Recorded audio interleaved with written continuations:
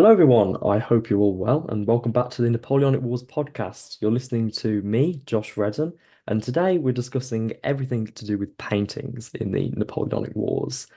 Joining us in the hot seat today is art historian Professor David O'Brien of the University of Illinois Urbana-Champaign.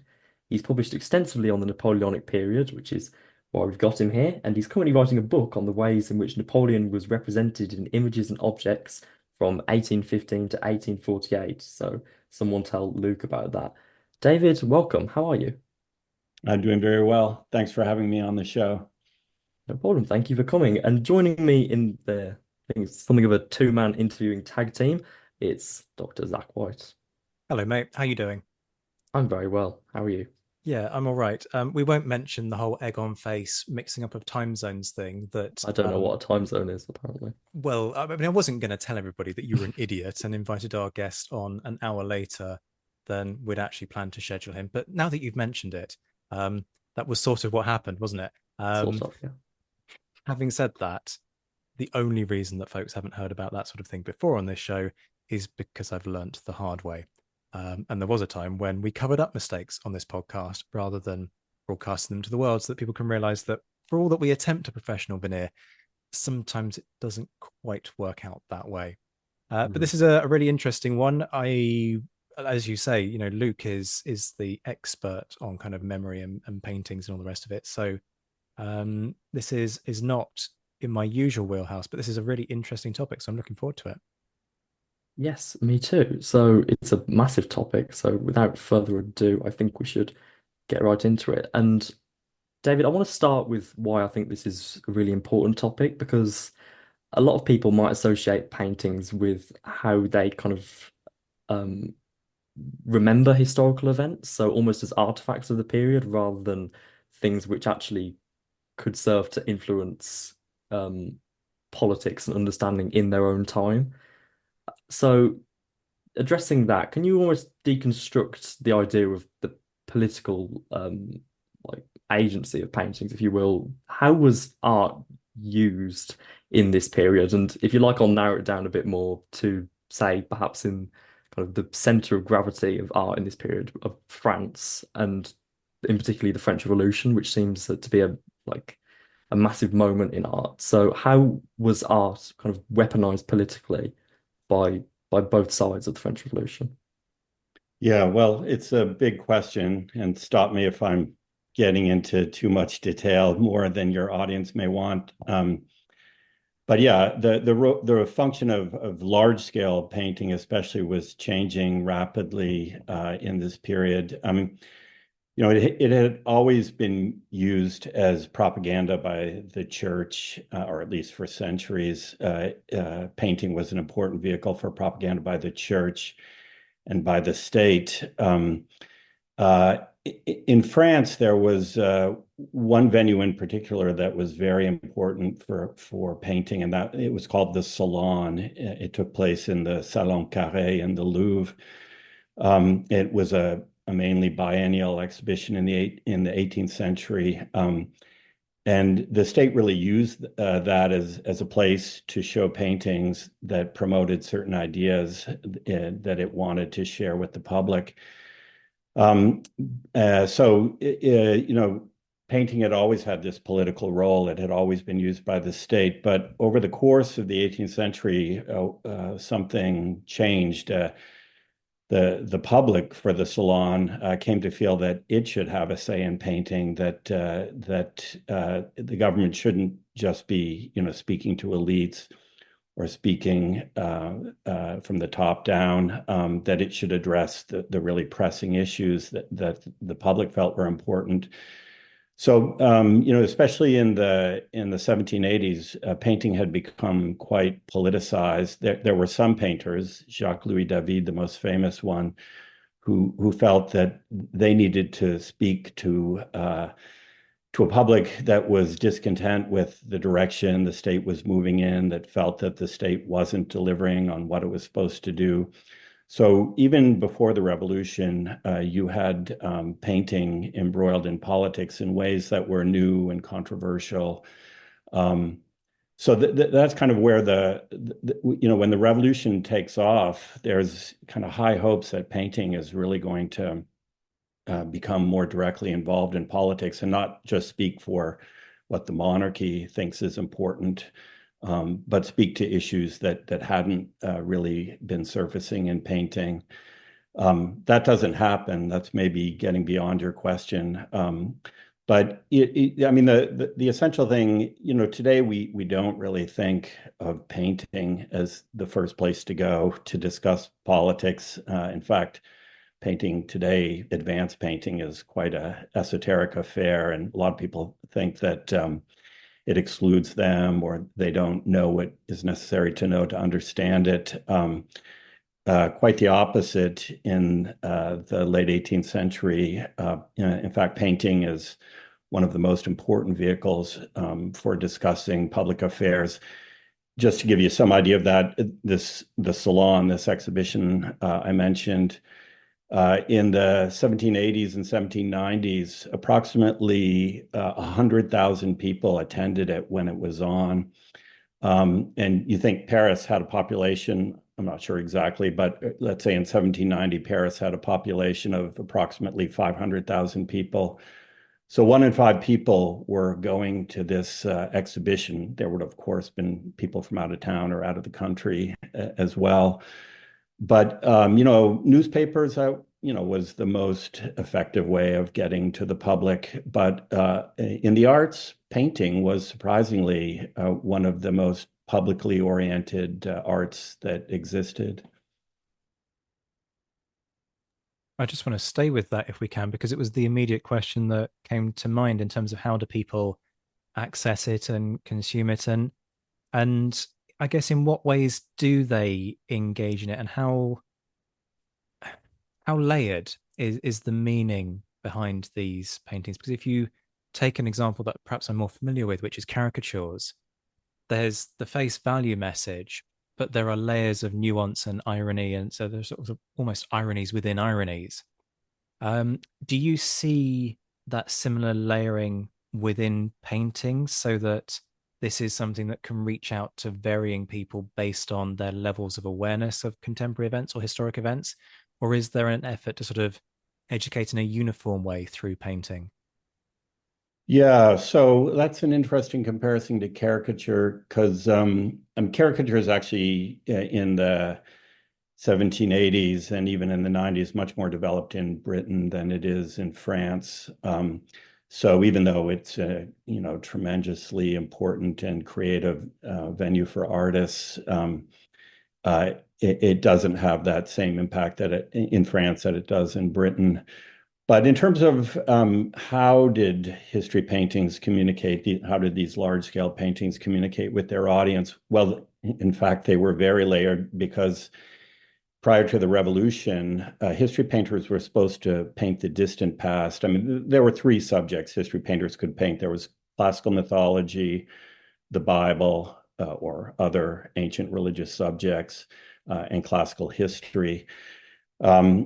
So that's to say they had to speak, if they're going to speak about contemporary events or talk about contemporary meanings, they had to speak through the language of allegory. They had to choose a classical subject that had some analogy to present times or present issues. So that automatically added in a layer. And for today's viewers, it's not a layer, it's a barrier. I mean, we just don't have a familiarity with classical history and classical mythology that most people, even relatively uneducated people, would have had in the 18th century. But that's how it worked. And so, for example, if the monarchy wanted to claim that great kings are clement, are kind, and forgiving, they would ask a painter to paint the continents of Scipio, the Roman African general, who famously, at the request of a prisoner's wife, spared her husband's life. And so even though to us, it's kind of, that's a strange subject, and I don't even know what it says, immediately it would have said to an 18th century audience, oh, the monarchy is talking about how kind and forgiving and generous it is.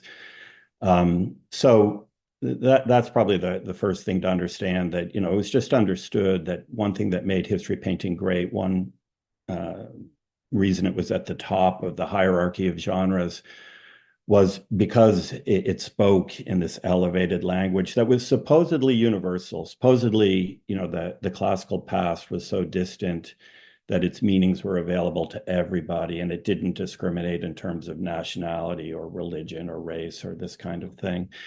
That's what it was in theory. In practice, of course, it was something else. That 1 in 5 fact about the Parisians is astonishing, really, because I'd always kind of perhaps assumed that if there was any sort of mass engagement with the fine arts in the 18th century, it would have been kind of via print or via like the trickle down rather than actually going to the exhibitions themselves. So that's really interesting.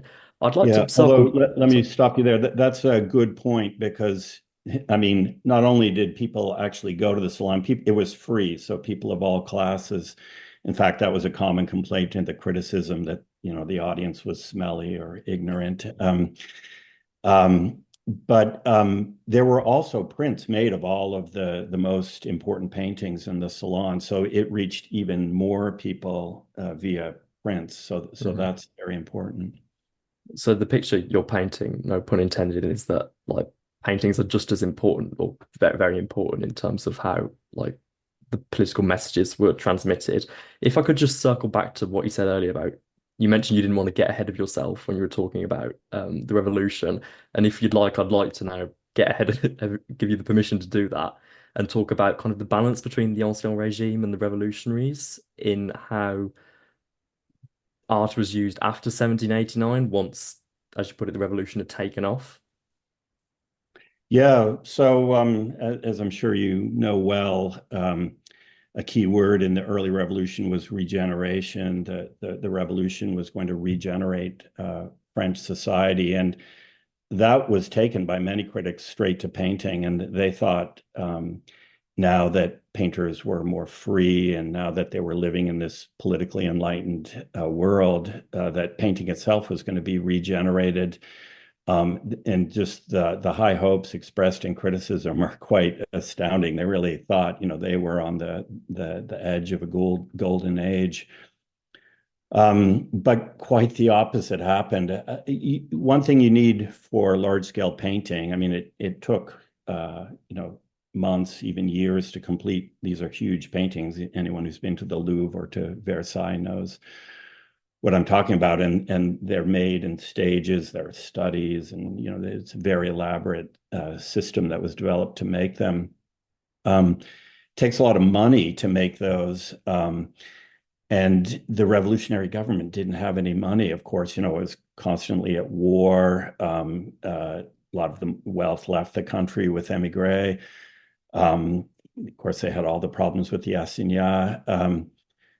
So the government was just strapped for cash, and really didn't commission many paintings. That was one problem, at least not large scale paintings. There are a few exceptions, and maybe we can talk about those if you want. At any rate, that's one problem. There was a second problem, and I teach this stuff, so I'm going to sum this up pithily the way I give it to students. Politics is fast, or politics are fast, and painting is slow. So one thing painters learned very quickly in the revolution is that the meaning of political events often changed before you were done with your painting. And the painting was in the end unexhibitable or controversial, or the meaning had changed so entirely that what had once been a heroic action was now, to be reviled. So it's a very complicated situation. I find it fascinating. I'm not sure why I haven't written more about the revolution. I guess I got involved with Bonaparte, and so it's things after the revolution. But it's a fascinating period in French painting. Can I just stay with that theme there and ask about examples of that kind of thing? Because that's a really interesting situation. Do we have instances perhaps that our general listeners might be more familiar with, where as you say, these paintings are created, events have moved on, and because of that, they don't take off at the time, but then stay with us. Or equally, are there examples where the intent has to be kind of retrofitted into a new political reality versus its initial intention? Yeah, well, it's hard to choose famous examples because I'm talking about paintings that were never completed. But here's one that probably your listeners know, that David's tennis court oath. Uh, so he started that. It's kind of fascinating how it came about because it was the Jacobin political club before it came to power that commissioned that. So it was kind of the public demanding, or a piece of the public demanding, that a contemporary event charged with politics be represented. Um, and David's initial drawing, quite a worked up sketch for that, included many of the actors who were present, including Mirabeau, who of course, turned out to be a traitor. He'd been, colluding with the king all along. There were other political actors represented in the painting who went to the guillotine, who, eventually were determined to be enemies of the revolution. So what had initially been a painting of unanimity and, the French public rising up demanding a constitution. That's the subject of the painting. It's all of or it's some of the representatives to the Estates General coming together to swear an oath to either establish a constitution for France or to die trying. David, he went so far as to begin the painting, to put it on. It was going to be a huge canvas. I'm forgetting exactly. It was going to be about, I think, 24 feet across or 8 meters across. And he got some of the figures painted, but he quickly realized, this just wasn't going to work because he was making heroes out of people who were now villains. So that's a perfect example of politics being fast and painting being slow. There are many others, like Gerard was asked to paint when the king and queen took refuge in the Assemblée Nationale, and the assembly was invaded by the people demanding that they be put to death. That was going to be a painting, but then Thermidor happened, and that was considered too radical a subject. There are many others like that. It seems then that painting almost didn't lend itself to the the ambitions of the ambitions of the actors in the French Revolution. I expect when Napoleon enters the scene, that changes. How did Napoleon use paintings as propaganda, and just how important were they to him? Yeah, well, I probably all your listeners know that Napoleon was, right from the start of his career, a brilliant propagandist, and actually very attentive to propaganda. And I mean, the first time he really had a chance to develop propaganda around his own career was when he was in Italy in the first Italian campaign. And right away, one of the first things he did down there was establish 2 newspapers for his own army. He saw the importance of the press, and he knew that those would go back to France too. But he also knew that visual representations would be important. And just by chance, he ran into a very talented painter down there, painter who would make his name working for him. His name's Antoine Jean Gros. He's the subject of my first book. And Gros did a portrait of Bonaparte. Gros was kind of trapped down there by the revolution. He'd gone down there to finish his training, and he couldn't get back to France, and he was eking out a living making portraits. But he met Josephine, and she introduced him to Bonaparte, and he got a portrait commission. And of course, he realized, this is incredible luck. I'm going to get to paint this man who's captured the attention of all of France, and they want to know what he looks like. But Gros, just as Bonaparte was a brilliant general and propagandist, Gros was a very talented painter, and he took a long-standing form of portraiture.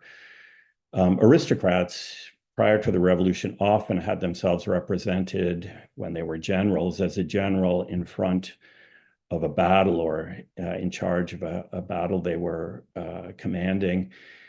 And they would show themselves with a baton. That was a sign of leadership. And in the distance, quite far behind them, you'd see the battle taking place.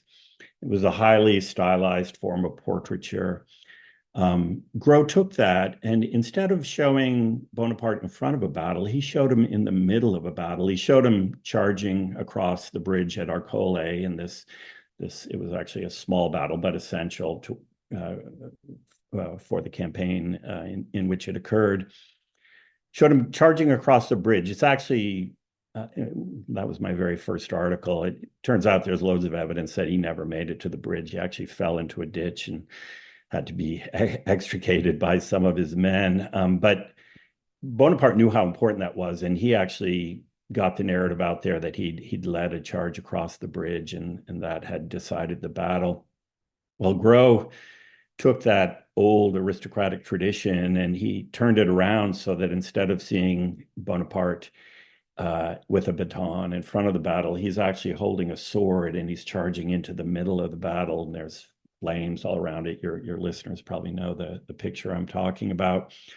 And of course, Bonaparte was not an artist, but he had an eye for what would work, and he saw that this was just brilliant. And he had prints immediately. He had prints made of it, and he gave all the money made by the prints to Gros. That's how pleased he was with the picture. And Gros went from being this poor art student to being a wealthy man. He also put Gros in the military with this more or less honorary position, and got a horse. His situation changed completely. So that was kind of a first involvement with by Bonaparte with high art, and of course it continues. As he rises to power, he never forgets the importance of the visual arts for establishing his reputation. So, is there such a thing as a Napoleonic style when it comes to his the way in which he's depicted, and also perhaps the way in which others choose to depict Napoleon? And apologies, this is deviating wildly from the script, but do you see a conflict between how other nations and perhaps non sort of sponsored depictions of Napoleon conflict with the ones that Napoleon is actively trying to push out into the public eye? Yeah, well, that raises a whole bunch of issues, and maybe I'll just put some on the table and we can come back to them if you want. Because, Napoleon's image changes enormously as he moves from general and citizen and, legislator to emperor, and it changes quite rapidly, but just so much that's a subject unto itself. Another thing that I probably should say, just because I'm not sure how many people are aware of this, but so large-scale painting, history painting, was supposed to be, as I already said, about classical or biblical events or stories. The revolution wanted history painters to paint contemporary events, and Bonaparte picks up on that. He wants, history painters to paint his own deeds. And I mean, that's a long process, getting history painters to get their mind around that. The dominant style going into the revolution had been neoclassicism. That is to say, what to many people today appear very stilted, conventional paintings, but at the time it was just understood that that's what great art looks like. So, we're talking about classical narratives that are very planar. That is, all the figures are arranged into planes that are parallel to the picture plane, to the surface of the picture. that have these very carefully designed compositions that center on the middle of the painting, that have one major event. You can't have lots of things going on. You got to focus on the actions of a few important figures. The body itself had to be very idealized, with very tight contours. I could go on about the stylistic characteristics of neoclassicism. I won't, but the point I want to make is that it wasn't easy to adapt what great art was supposed to be to painting contemporary events, which pose all kinds of problems of their own. So there was a long period where painters struggled with this. Bonaparte didn't want to hear about the problems. He just wanted the job done. And he got the job done. But one thing that's very distinctive about large scale paintings, especially when we get to the empire of Napoleon and his battles and his deeds, they're still very much in that neoclassical style, even if they represent contemporary events. And it helps to know, what that style is asking for, because that helps to explain, why painters always they search for a single significant action, why the figures are foregrounded, why you can see their bodies so well underneath their uniforms. All of that is about elevating it and telling the viewer that, this is heroic stuff, and, these are the greatest achievements. They're every bit the equal of what happened in Greece or Rome. As you say, Napoleon wasn't just a general. In fact, he was many other things as well. Just as readily as like one might think of Napoleon at the Bridge of Arcole as like their image of Napoleon in their head. They might also think of like Napoleon in his study at the Tuileries or countless other paintings which don't show that military side. So with that in mind, can you walk us through the various ways Napoleon tried to present himself as kind of different kinds of leader and indeed different kinds of a man, and how did that Yeah, change over time? so that huge topic. So I'll start and stop me if I mean, so he started off very much with a Republican image, as a general down in Italy. He motivated his army, in fact, by saying that, there's going to be promotion by merit. We're all in this together. He embraced something called the citizen soldier ideal, where, you weren't a paid, you weren't a mercenary. You were doing this out of patriotism, and, generals were supposed to participate in war on the same dangerous level that soldiers did. That's what Arcole was all about. He charged, he led the soldiers into battle.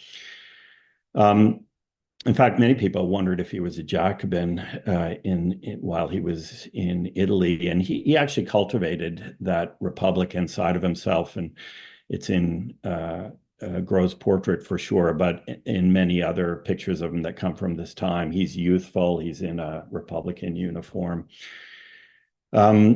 Of course, and then he goes to Egypt. When he comes back from Egypt, he's intent on, of course, becoming first consul and taking over the government, which he does. And initially, he wants to maintain a lot of that Republican image. So some of the most important portraits of him, the ones that he commissioned, show him as a modest man.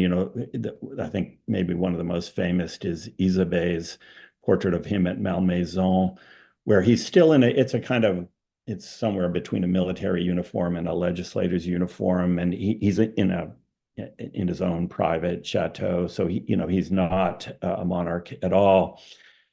But that possibility of being a monarch or a great man that rises above or gets privileges that are not there for the rest of us, that was out there. I mean, David in 1801 does him crossing the Alps. It's still, of course, Bonaparte as a general. He's still called Bonaparte at this time, and there's still soldiers in that behind him crossing the Alps with him. But he's on a rearing charger. An equestrian portrait like that was mainly reserved for monarchs. And of course, Charlemagne's name is inscribed in a stone down at the bottom of the picture. So David already is thinking, this guy is a hero who may fit into another role. There were early efforts to float the idea of Bonaparte as a monarch. His own brother published a book endorsing that idea, and there was too much opposition in 1801. He actually asked Gros to do a whole series of portraits of him where he's much more of a legislator, an organizer, a builder. People are outraged that Gros, this guy who was basically nobody before that portrait, is getting all these direct commissions from the government. Bonaparte the revolution had put in place all these reforms to make patronage more democratic, to make it more meritocratic, and Bonaparte just threw those out. He said, "No, I'm spending the government's money on paintings I want." And that caused controversy in the art world. There was some grumbling, some resistance, but Bonaparte persevered, and by the time you get to 1804, that monarchical image is fully in place. He has Gros paint him during the Egyptian campaign, healing, or not healing, visiting some plague-stricken soldiers in a hospital in Jaffa. But the way he appears, it looks as though he's healing them, which was an ability that Bourbon monarchs had. They could touch sick people and heal their disease. And it looks like that's what Bonaparte's doing. He's also in the pose of the Apollo Belvedere, Apollo, god of medicine, and also the most beautiful statue from antiquity, at least in the eyes of the period. He appears in that role as well. So by 1804, it's clear that they need to find a way to make him look like a monarch. And once he becomes Emperor of France, that's a job that goes to portraitists, and it's a tough job. Gérard and Girodet make the most famous portraits of him, and they have to. How do you make him look like a king? You can't make him look like a Bourbon, because then he'd be a usurper, and he's supposed to be different from the Bourbons. But on the other hand, the Bourbons, that's what people thought of when they thought of kings in France. So it's a real mishmash of iconography. They revive some iconography from Charlemagne. There's some classical iconography in there, but then they have to put some Bourbon stuff in there. So there's ermine in many of these. You could overdo it. Ingres paints a portrait of him where he looks like a Greek or Roman god, and it's just so imposing and has so many symbols of kingship and rulership that the government thinks that's gone a little bit too far. It's a delicate thing. Now we look back and we're kind of like, oh yeah, that's Napoleon. He was Emperor of France, and don't think it bothers many people at all. That's how they think of him. But it was a long process, and it took some real talent to get the image in place. So you're talking there about, amongst other things, the classical imagery. And I just wonder if we have a good sense of Napoleon's own preferences in art and the extent to which he might have then influenced the creative process, particularly with an eye to what you might call Napoleon's sort of classical obsession, that desire to sort of try and cast himself as a new Alexander the Great, a new Caesar. Do you see evidence of that in your research? Oh yeah, well, there's no question he liked playing with these parallels. But well, he's kind of he's interesting in the way that he interacts with artists. He often thinks they're just too full of pretensions, and he's more than willing to reject stuff. On the other hand, when he sees something that's going to work, he seems to recognize it immediately. So he's a curious figure that way, because he can be very disdainful and dismissive. Sometimes he just gives David the back of his hand, but other times he knows, I need David to paint this. And then, of course, the images that he gave to Gros or chose from Gros, those are some of the most memorable images we have of this period. So it's easy to paint him as a kind of ignoramus regarding the arts because he in some ways, it's kind of nice to see someone who can be so dismissive. But on the other hand, when it comes right down to it, you have to say that he made just some brilliant decisions in terms of his own image. I mean, Napoleon, after like his second abdication and then his death, I guess he lost the right to any control over the way in which he was presented. How does like kind of the post history of Napoleonic portraiture look? I'm Yeah, trying to another summon to huge. mind any examples of Napoleon's painting. I can't really think. There's the one of him crossing the Alps, like the obviously it's in reference to the original one, but other than that, I can't really summon to mind any examples. So, do you have any, and what's the story with regards to Yeah. the rest Um, of that? So yeah, the one you're referring to is by De La Roche, and it actually comes from the end of the July monarchy, so much later. But it actually sums up a whole trend that grew up after Napoleon's abdication and exile. You know, Napoleon had that kind of second chance at inventing himself when he came back for the 100 Days, and one thing that he tried to do in that period was to say that, deep down he really was a Republican and this was going to be a more democratic society. And that kind of led to a period immediately after his final defeat after Waterloo of multiple images of him out there. There were many people very attached to the imperial idea.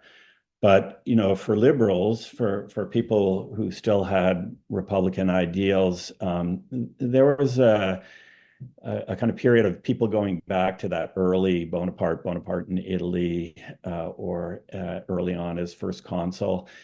So there's a kind of diversity of ways that he's represented or periods that are chosen, images of him that you get in France in those first years after he's gone. It's complicated because the Restoration government, that is the Bourbons, were put back on the throne, and they uh, they tried to censor all representations of Napoleon. They passed laws that said they were vague, but they essentially were interpreted as saying that you couldn't show any image of Napoleon or his deeds in public. They had this. It was called oubli. It's a longer phrase than that, but forgetting that supposedly you were supposed to forget the last 25 years.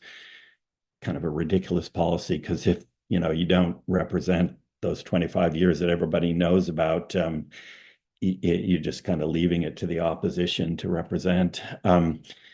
Anyway, so there were plenty of representations of Napoleon, but they appear in odd ways. One interesting one representation of him that I find fascinating is there are many pictures of him on St. Helena, where his final exile is. And they often show him as overweight, idle, a little dissipated, actually. And I think one thing you get with Napoleon in the Restoration is it's a fascination. I mean, he really, I think even his biggest enemies will admit that he's one of the most fascinating figures in history.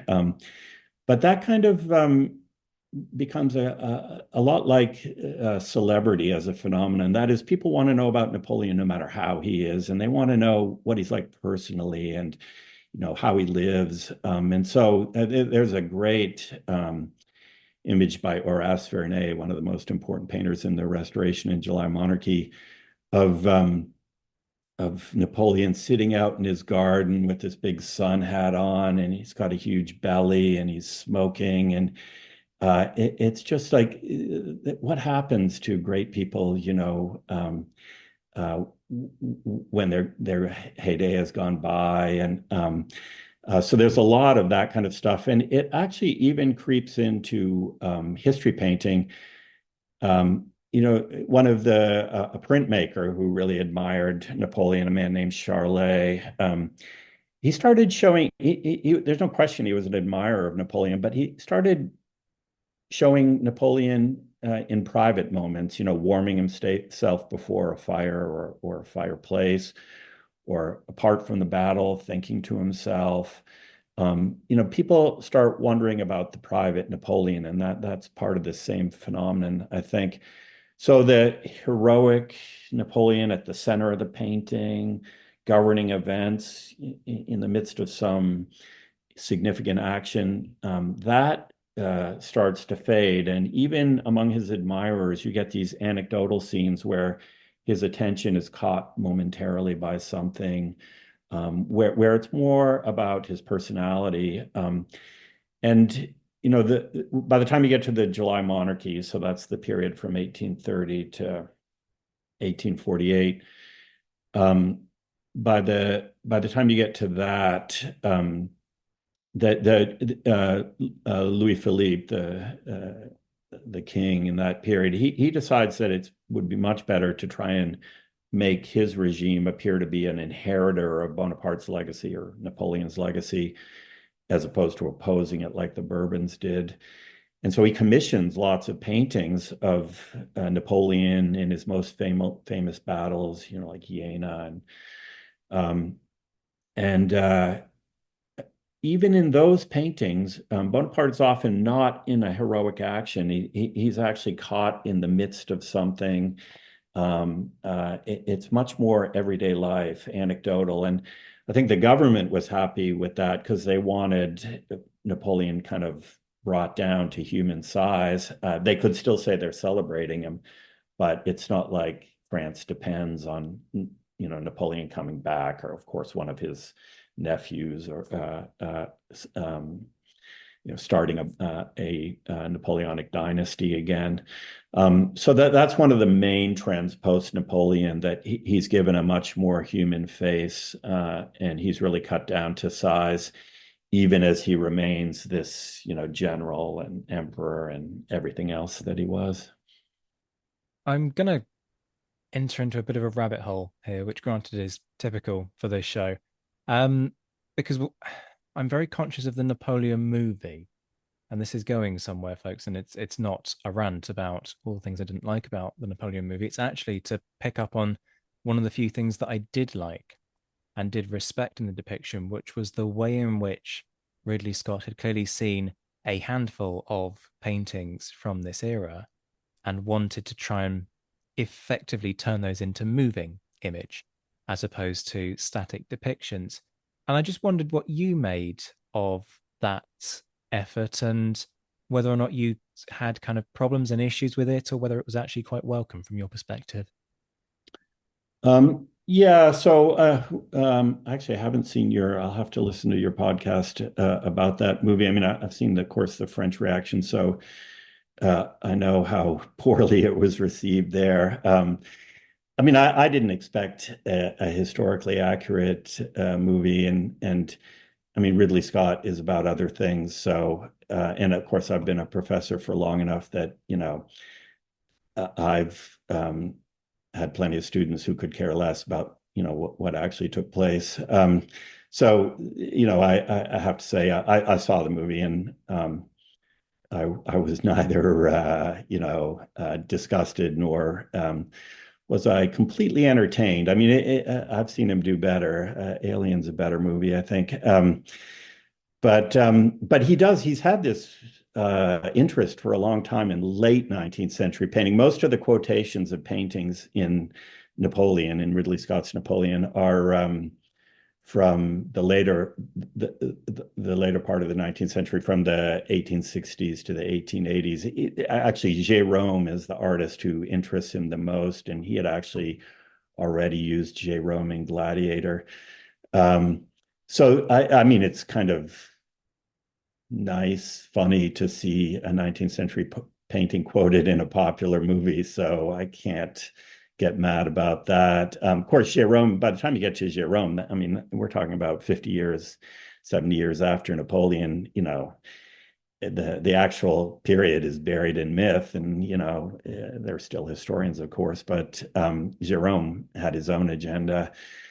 There are actually a few quotations or they're not as exact as the quotations of Jerome, but there are a few allusions to painting from Napoleon's own period. So I guess at least he's got a little interest in in painting from the period. I suppose that's better than no interest. And I mean, the whole part, Egypt, just the whole shooting at the pyramids, you're kind of like, well, boy, had that actually taken place, that would have been interesting. But there were so many abominations that did take place. Why didn't he stick with those? And then, of course, I really love that period, the first Italian campaign. Italy doesn't figure in that movie at all, and I kind of like, oh, I mean, how much can you fit into a movie? I know, but still, there were parts of Napoleon that I was hoping for that, just, I guess, don't interest Ridley Scott. Of course, what does interest him is Napoleon and Josephine. And I think that part of the story could be told better as well. I must commend Zach because by my watch, I think that's the longest we've ever actually gone in an episode with him not mentioning Ridley Scott's Napoleon. So well done for that. But it was an interesting question, though, and one I hadn't considered. And it leads quite nicely onto the next point about kind of the legacy of Napoleon in art. I mean, you don't have to talk about Ridley Scott's Napoleon here. I, I mean, Yeah. I wouldn't.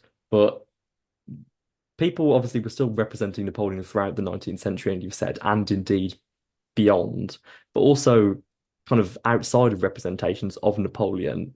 Does he have a footprint in art history?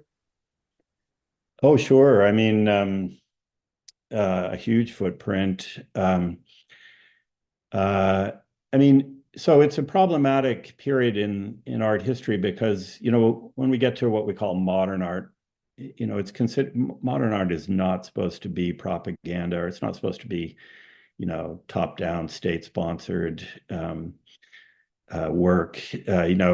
Most of what the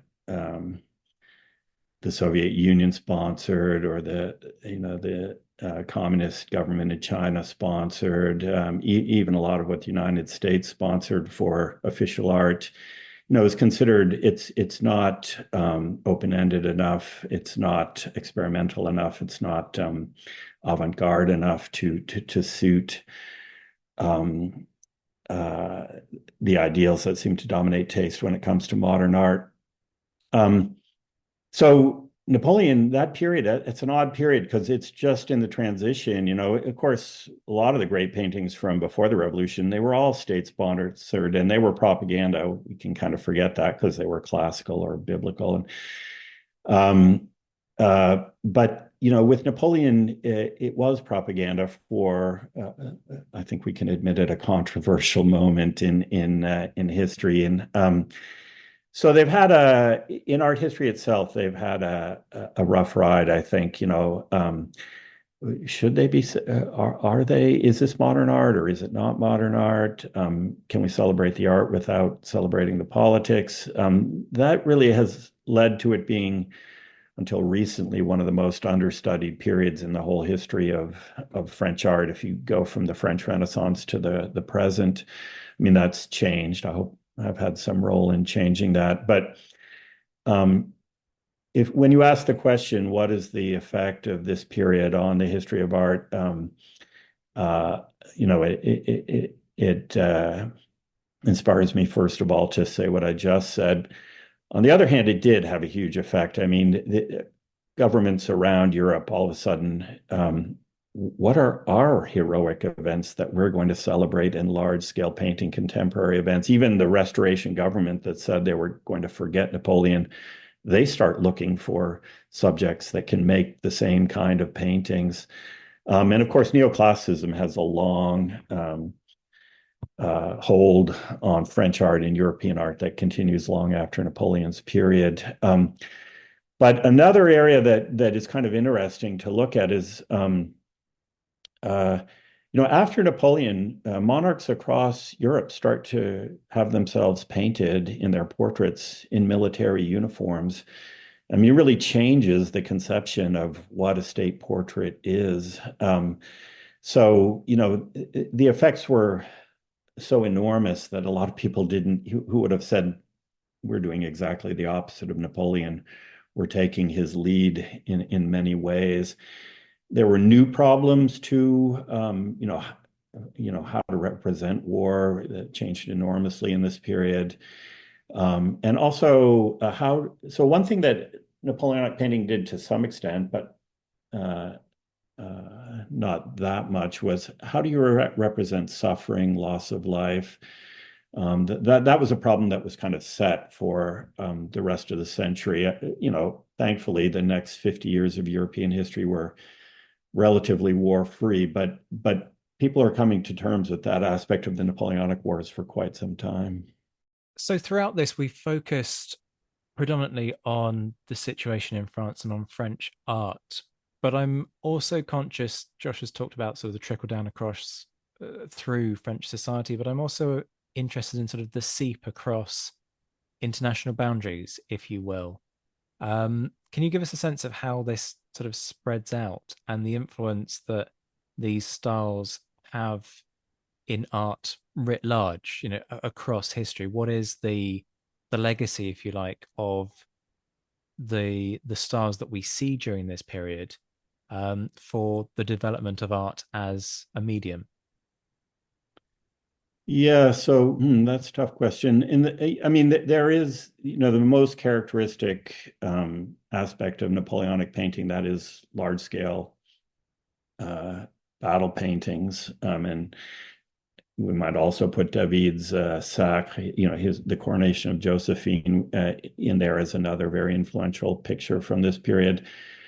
Those are hard to emulate for many places because, well, first of all, you need a system that can afford and those kind of paintings and that has artists who can paint them. Britain actually does get quite a bit of battle painting in the years following 1815.